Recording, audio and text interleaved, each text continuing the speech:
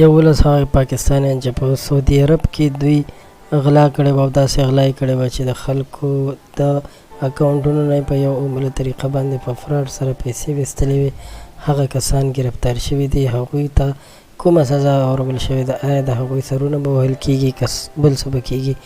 دا ټول تفصیل به تاسو په دې ویډیو کې وګورئ. درنو دوستانو، په سعودي عرب کې چې کوم اووه کسانو پاکستاني وو، هغه کسان چې د خلکو د اکاونټونو نه به یې په مختلفو طریقو باندې پیسې وهلې، یعنې هغوی ته رینګ به یې ورته کول، ورته به یې ویل چې ستا په اکاونټ کې دا مسله ده، ته زر تر زره ما ته خپل او ټي پي یا ون ټایم پاسورډ ووایه.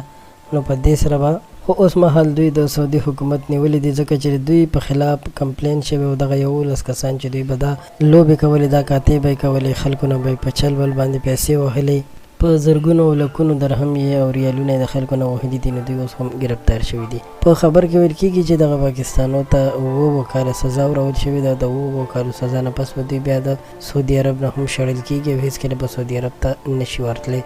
قدرمنو دوستانو، دا یو تازه خبر چې تر تاسو مو شریک و. په دې خبره کې هیڅ شک نشته چې پاکستانیان دغسې کارونو کې 1 نمبر دي چې هغوی 2 نمبر کارونه وکړي. الله تعالی دې زموږ ستاسو په حال رحم وکړي.